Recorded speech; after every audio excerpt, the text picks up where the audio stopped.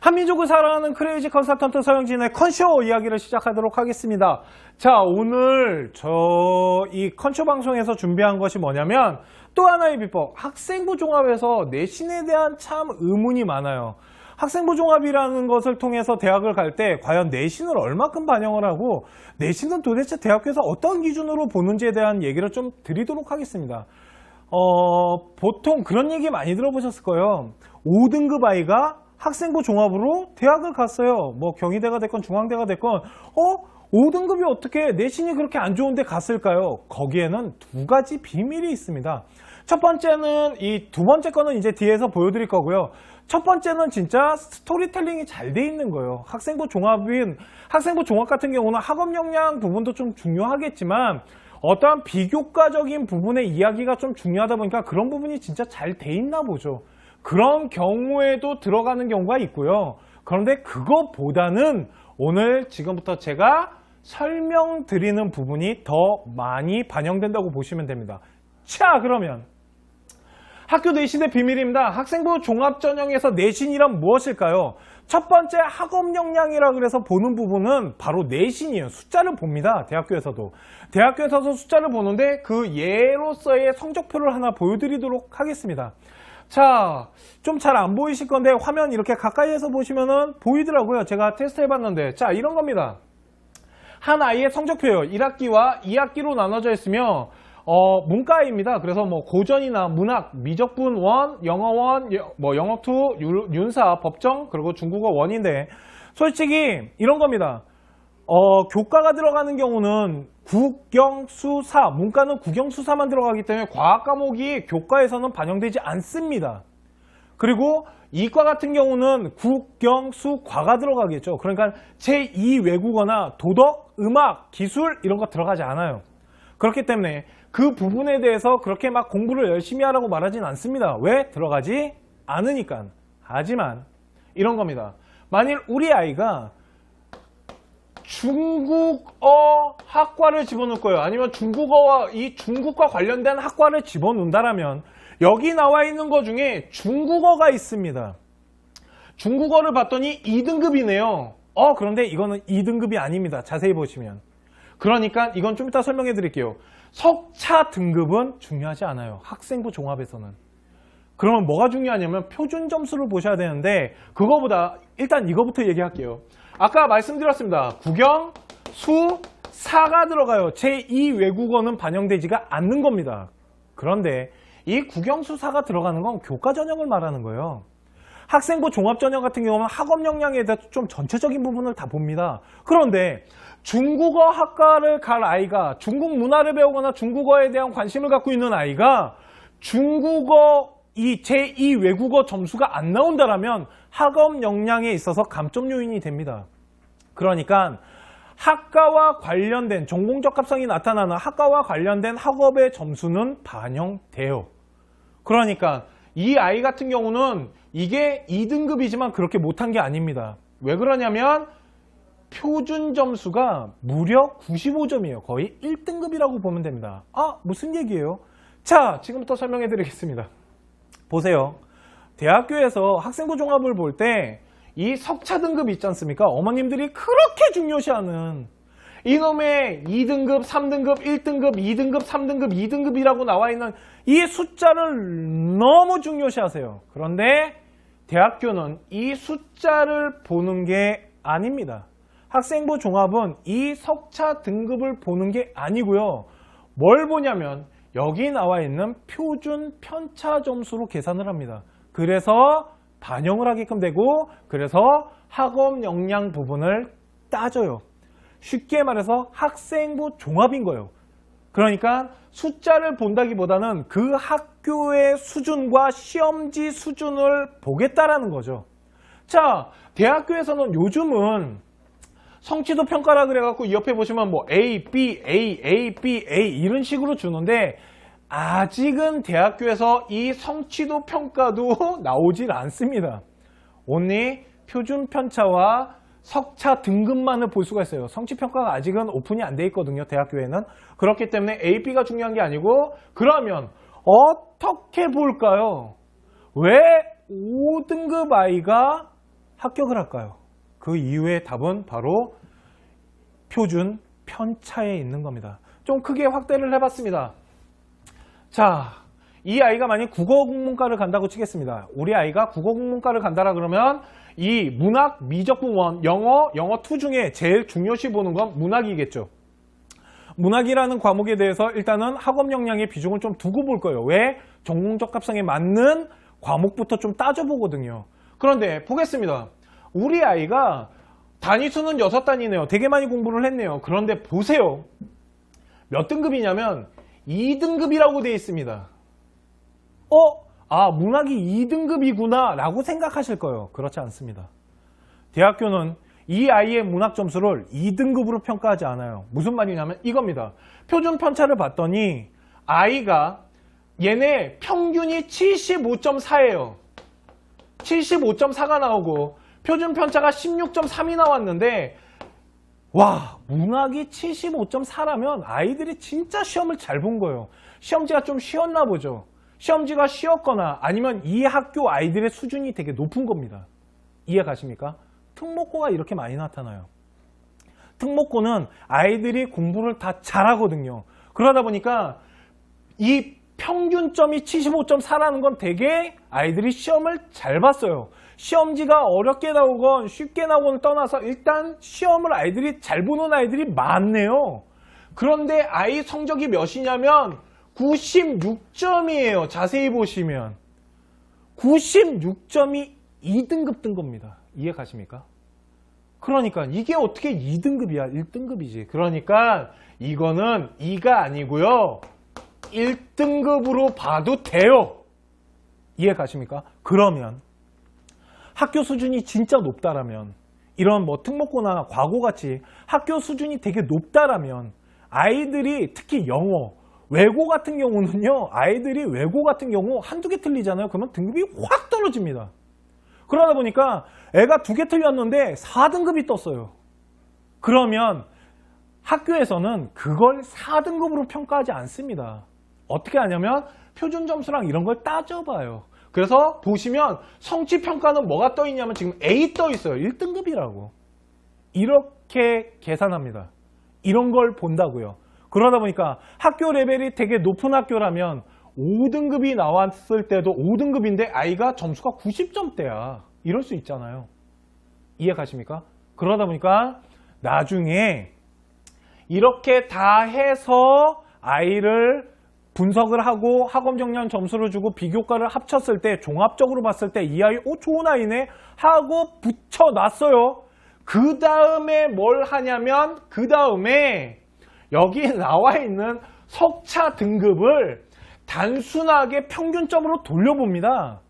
그래서 발표를 하는 거예요. 그러다 보니 5등급짜리가 합격을 하는 겁니다. 왜 이제 5등급, 6등급 아이가 학생부 종합으로 좋은 학교를 가는지 아시겠습니까? 그 아이가 공부를 못하는 게 아니고요. 학교 시험지가 어렵거나 좋은 아이들이 많이 모여 있는 거예요. 그러니까 특목이나 과고 같은 좋은 자원이 많다라면 아이가 학업 성적이 높은데도 불구하고 등급은 내려가겠죠. 워낙 잘 보니까 평균점이 되게 높을 겁니다.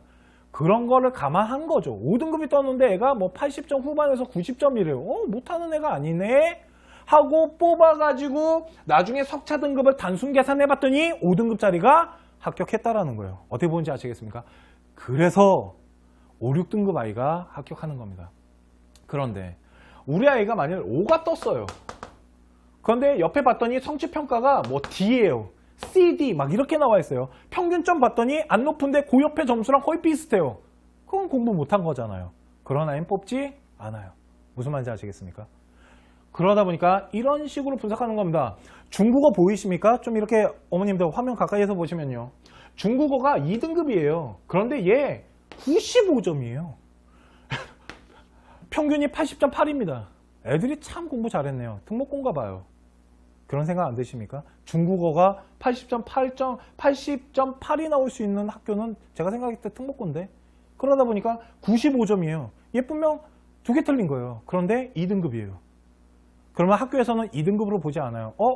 얘가 중국어학과를 집어넣는데 중국어 점수 보니까 괜찮게 공부하네, 잘했네, 이런 겁니다. 이해가시죠? 그렇기 때문에 너무 석차 등급 갖고 우리 어머님들 애들 쪼지 마십시오. 그리고 우리 아가들아, 너무 석차 등급 보지만 석차 등급에 너무 연연해하지 말고 그 석차 등급 옆에 나와 있는 이 원점수와 과목 평균과 표준 편차를 한번 따져봐봐. 네가 그렇게 공부를 못한 게 아닐 수도 있어. 무슨 말인지 알겠니? 교과 전형은 교과 전형은 이렇게 분석 안 하겠지만 학생부 종합을 집어넣는 학생들은 이런 식으로 분석이 되기 때문에 너무 옆에 나와 있는 석차 등급만을 따지지 마십시오. 저희 컨슈에서 아이들 학생부 기록, 그러니까 생기부 분석할 때 저희가 등급 잘 안 봅니다. 옆에 있는 원점수랑 과목 평균이랑 표준 편차 같은 거 다 계산해가지고 그 아이의 그 등급을 다시 환산시켜요, 저희가. 그래서 학업 역량에 나와 있는 그 점수대를 우리가 맞춰본다고요. 무슨 말인지 아시겠습니까? 두 번째, 그러면 또 학업 역량은 뭘로 볼까요? 대학교에서. 솔직히 되게 많은 거를 보겠죠, 대학교에서. 종합평가를 하다 보니까. 그런데 그 중에 또 중요시하는 게 하나 있는데요. 이거는 우리 학생 여러분들, 그리고 우리 어머님들 생활기록부 준비하시잖아요. 그리고 학교 찾아가서 보통 담임선생님들한테 좀 잘 써주세요, 이런 얘기 하잖아요. 그때 반드시 체크하셔야 될 부분이 뭐냐면 바로 이 성적표, 이 성적 밑에 뭐가 있냐면요, 어머님, 세부 능력 특기 사항이라는 게 있습니다. 세부 능력 특기 사항이라 그래서 거기에 보시면 이런 게 나와 있어요. 뭐 여기 보시면 세부 능력 잘 안 보이시겠지만 세부 능력 특기 사항이라 그래서 요 성적표 밑쪽으로 선생님들이 과목에 대한 평가를 한 겁니다. 여기에 뭐 있냐면 고전, 문학, 미적분 1, 영어 1, 영어 2. 근데 자 보세요. 국어는 되게 많이 써주셨죠. 수학 또한 이 정도인데 영어는 달랑 2줄이에요. 이건 뭐냐면 학교 선생님들이 평가했을 때 국어, 문학이나 고전을 공부하는 데 있어서는 아이가 정말로 많은 학습량을 보여주고 어떠한 자기만의 뭐 공부도 하고 그러니까 써줄 게 많은 거죠. 공부를 그만큼 열심히 하고 눈에 띄었으니까. 그런데 영어 같은 경우는 그냥 되게 단순하게 써주셨어요. 이러면 안 돼요. 좀 많이 써주셔야 돼요. 아이가 진짜 공부를 잘하는 아이라면. 이해 가십니까? 그리고 이 밑에 뭐 윤리사상 요거 좀 넘어가야 되는데 이 안에 중국어가 있어야겠죠. 만약 중국어학과를 갈 거면. 이해 가십니까? 그러니까 이런 거예요. 학교에서는 이렇게 말합니다. 대학교에서는. 아이가 학업에 열심히 하고 선생님 눈에 띄면 세부 능력을 잘 써주시겠죠. 그런데 만일 세부 능력에 그 과목이 없다라면 아이가 공부를 안 했다라고 평가도 할 수 있는 거잖아요. 라고 말합니다. 그렇기 때문에 세부 능력 특기 사항에 우리 아이가 공부한 과목이 있는지 없는지 만일 학업이 성적이 좀 올랐다라면 그 부분에 대해서 여기서 좀 언급이 되는 부분들 이런 식으로 세부 능력이나 이런 학업 역량을 이 부분에서도 되게 중요시 봅니다. 대학교에서는. 그리고 마지막이 행동 특성인 거예요. 마지막. 그 학교 선생님이 써준다는 그 마지막에 행동 특성 발달사항 거기도 좀 체크를 하셔야 돼요. 그러니까 이 세부 능력이 어떻게 꾸며져 있는지 잘 보세요. 내신이 조금 딸리는 아이들 있잖아요. 내신이 딸리는 아이들은요. 세부 능력 사항이 되게 짧게 써 있어요. 한번 보세요. 어머님들 아이들 생기면 갖고 오라 그래서 한번 보세요. 거의 막 빠진 과목도 되게 많고요. 심지어는 막 3, 4과목 써져 있는 아이들도 있습니다. 그런 아이들은 학업 역량에 좋은 점수를 받을 수가 없어요. 이해 가시죠? 방금 우리가 봤을 때 이 아이 성적이 나쁜 게 아닙니다. 2, 3일이지만 석차 등급 2, 3일이지만 제가 봤을 때는 이게 1이고요. 이게 2고 이게 1이고요. 얘 1이고요. 얘가 2 아니면 3이겠네요. 그리고 이게 1이라고요. 그러니까 여기 써져 있는 숫자랑 제가 쓴 숫자가 다르죠. 평가 방법이 다르다라는 겁니다. 그러다 보니까 공부 못하는 아이 아니잖아요. 1, 2, 1, 뭐 2, 1 이런 식으로 나오니까 공부 좀 하네요. 하니까 세부 능력이 학교 선생님이 신경을 써서 써준 거죠. 이런 걸로 저희가 수시 예측 프로그램 할 때도 다 평가를 합니다. 이해 가십니까? 그러니까 이 부분들 생활기록부 그냥 학교 가서 마냥 잘 써달라고 하지 마시고요. 이런 부분들을 조금 체크를 하셔야 돼요. 학부모님들이나 우리 학생 여러분들이. 이해 가십니까? 이게 지금 제가 말한 학업 역량인 겁니다. 왜 학생부 종합에서 내신 부분을 어떻게 반영되고 왜 내신이 낮은데도 합격하는지 이제 아시겠습니까? 이런 부분 때문에 그렇습니다.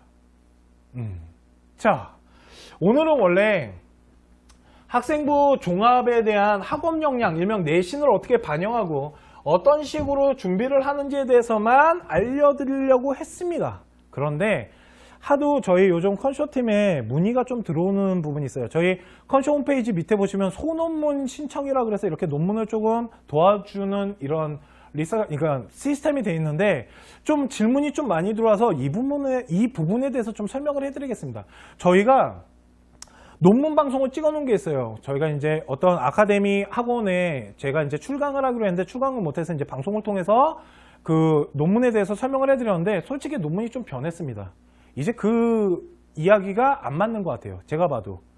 그 방송을 없앨까요? 하여튼 그 방송이 잘 맞지 않습니다. 논문에 대한 좀 분위기가 좀 바뀌었습니다. 왜 그러냐면 이놈에게 뭐 과고나 영재고나 이런 데서 논문을 막 쓰다 보니까 이게 이제 사교육 쪽으로 또 온 거죠. 그러다 보니까 사교육에서 이제 좀 고액을 받고서 논문을 만들어주고 막 이러다 보니까 대학교에서는 정부에서 깎겠죠. 일단 사교육을 조장한다. 대학교 그거 좀 안 보면 안 돼? 그러면 또 대학교는 정부 눈치 봐야 되니까 당연한 거잖아.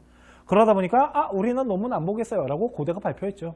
그런데 고려대학교는 진짜 안 보겠답니다. 제가 뭐 다시 확인을 해봤는데 안 보겠대요. 좋아요. 고대 빼겠습니다. 그런데 나머지 대학교들도 안 보겠다라고 말한 게 아닙니다. 잘 들어보십시오. 뭐라고 말했냐면 안 보겠어요가 아니고요. 학업과 관련성이 없거나 아니면 무작위로 많이 만들어졌거나 아니면 학교 안에서의 스토리가 만들어지는 게 아니면 우리는 보지 않겠어요 라고 말한 거지 소논문 일명 R&E를 보지 않겠어요 라고 말한 건 아닙니다. 그러면 어떻게 준비를 해야 될까요? 이제는 저는 그런 생각이 들었습니다. 소논문 R&E가 많다고 좋은 것 같진 않아요. 예전에는 제가 방송에서 많으면 좋다고 말했는데 그건 옛날이고요. 이제는 바뀌었잖아요. 제도가 바뀌면 우리도 바꿔야죠. 그러다 보니까 좀 바뀌었습니다. 그래서 저희 컨쇼팀에서는 어떤 식으로 지금 소논문에 대해서 이용하고 있냐면요. 자, 첫 번째입니다. 이유 없는 논문은 필요가 없습니다. 이제 그냥 아무 이유 없이 막 만들어지는 논문들이 있어요. 숫자적으로, 그러니까 양적으로 늘리거나 아니면 아이가 갑자기 생뚱맞게 논문을 만드는 경우는 이제는 필요가 없다라는 거죠. 대학교에서 그걸 보지 않겠다고 했으니까. 두 번째, 1학년 생활과 2학년 그리고 3학년이 이제 중요합니다. 저희 요거 제가 이거 떠나는 비법 지금 이거 찍기 전에 바로 찍었던 게 뭐냐면요. 고3 생활기록부에 대한 방송을 한번 찍었습니다. 유튜브나 저희 컨쇼 홈페이지에 들어오셔서 한번 보세요. 찍어놨으니까. 고3 생활기록부는 다시 말하지만 살아있는 겁니다. 죽은 게 아니에요. 고3에 학생부 종합을 준비하는 학생들은 지금 공부만 하고 있으면 안 돼요. 생기부 관리하면서 공부해야 된다고요. 어차피 이제 기말고사 끝났으니까 생기부 마무리해야겠죠. 자, 그러면 어떻게 쓸까요? 소논문을 어떻게 만들까요? 저희 지금 어떻게 지금 아이들한테 소논문을 이용하냐고 좀 질문이 있어서 말씀드린다라면 첫 번째는 1학년 때 이제 이런 겁니다. 뭐 계속 이걸로 가겠습니다. 중국어학과. 그러면 고등학교 1학년 때 아이가 중국어학과에 대해서 뭘 알겠어요? 그죠? 동아리 활동을 하든 뭐 창의체험을 하든 진로 활동을 하든 그렇게 막 뚜렷한 게 나타날 수가 없습니다. 그런데 어떠한 중국에 대한 뭐 생활이나 아니면 중국에 대한 관심 같은 게 이제 좀 생겼겠죠. 그러면서 1학년 때 생활 과정 안에 이제 쉽게 말해서 어느 정도냐면 언급 정도가 된다라고 했을 때 아이가 이런 데 좀 관심이 있대요. 그리고 뭐 중국어 그러니까 중국에 관련된 어떠한 것들을 조금씩 하고 있어요.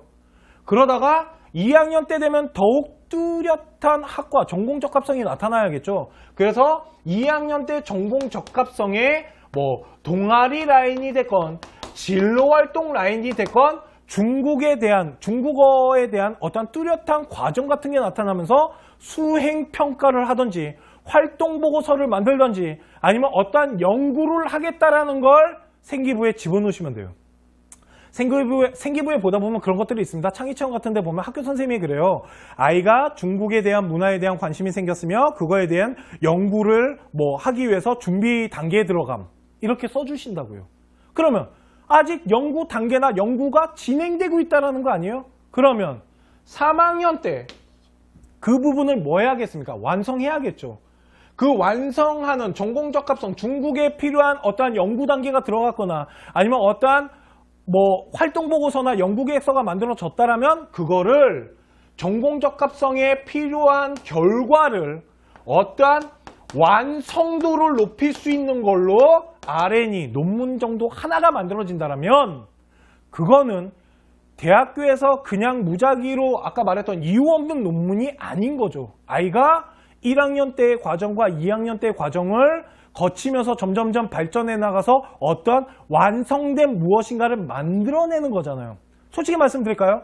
대학교 4학년 때 논문 쓰는 겁니다. 1학년 때 배웠던 기초교양과 2학년 때 배웠던 전공과 3학년 때 배웠던 심화 전공을 가지고 4학년 때 마무리하면서 논문 쓰고 졸업하잖아요. 똑같은 시스템이라고 보시면 돼요. 저희가 컨sortium에서 그래서 생각한 게 뭐냐면 이제는 논문을 만드실 거면 그냥 만드시는 게 아니고요. 전공 적합성에 무조건 맞는다고 만드시는 게 아니고 1학년 때부터의 과정과 2학년 때의 그런 생활 과정 같은 걸 통해서 3학년 때와 연결시킬 수 있는 논문을 만드는 게 가장 좋다라는 생각이 들었어요. 솔직히 논문에 대해서 좀 말씀드리고 싶었어요. 왜 그러냐면 예전에는 질적으로 그러니까 양적으로 많아야 된다고 말했던 부분을 수정할 필요가 있다는 생각을 저도 가졌거든요. 왜? 대학교에서는 이제 양을 보진 않아요. 아, 이것도 있고 저것도 있고 그게 중요한 게 아니에요. 학과와 관련돼 있거나 동아리 라인을 타시거나 학교 라인을 타고서 어떤 과정을 통해서 완성된 것을 만드는 게 이제는 논문의 핵심인 것 같아요. 그러니까 많이 만들 필요 없습니다. 한 개가 있든지 두 개가 있든지 조금 좀 심화적이고 전공 적합성에 좀 잘 맞고 그러면서 좀 발전되면서 아이가 뭔가를 완성하는 모습이 필요합니다. 이해가십니까? 저희 컨sortium은 소논문 라인을 그렇게 잡고 갑니다. 그래서 1학년 때는 관심을 나타내고 2학년 때는 어떠한 성장 과정이 나타나서 3학년 때는 결과에 대한 완성도가 높아지는 이게 제가 생각했을 때 좋은 논문이 아닌가라는 생각을 합니다. 제 개인적인 생각이고요. 그런데 이렇게 지금 저희 뭐 자기소개서나 이것도 자기소개서서 쓸 거 아니에요. 저희가 2번에다가 너 학교 다니면서 어떤 거에 정말 큰 꿈을 갖고 어떤 거에 노력을 해서 하면은 요 과정을 쓰겠죠. 저희가. 그렇지 않겠습니까? 되게 좋은 과정인데 전공 적합성에도 잘 맞고 하여튼 그렇습니다. 그래서 소논문 같은 경우는 저희가 이제는 뭐 학부모님들이 저희 쪽으로 소논문을 신청하면은 그냥 소논문의 주제를 정해주는 게 아니고요. 생기부를 또 다 분석합니다. 다 분석해가지고 지금 하고 있거든요. 그리고 소논문은 저희가 써주지 않습니다. 어떠한 기틀을 잡아주고 아이가 하면은 그거를 저희가 이제 도와주는 역할을 하고 있는 거고요. 이해 가시죠? 자, 그래서 변화된 소논문은 어떤 식으로 만들고 어떤 식으로 제출해야 될지 그리고 생활기록부에 어떤 식으로 기재가 돼야 되는지에 대해서 잠깐 설명을 드렸고요. 자, 오늘 대입 컨설팅 분석방송 컨시어 또 하나의 비법은 학생부 종합전형에서 내신이 어떻게 반영되고 어떤 식으로 그것을 봐야 되는지 그리고 세부 능력 특기를 통해서 학교에다 어떤 요청을 하고 어떤 식으로 관리를 해야 되는지 말씀을 드렸고요. 두 번째는 1학년 때 과정과 2학년 때의 과정을 통해 갖고 3학년 때 어떤 완성도를 높일 수 있는 논문을 만드는 부분 그리고 소논문이 솔직히 이제 예전과 달리 좀 변화가 있다라는 부분에 대해서 설명을 드렸고요. 다 됐네요. 자, 오늘 컨쇼 대입 컨설팅 분석방송 컨쇼는 여기까지 하도록 하겠습니다.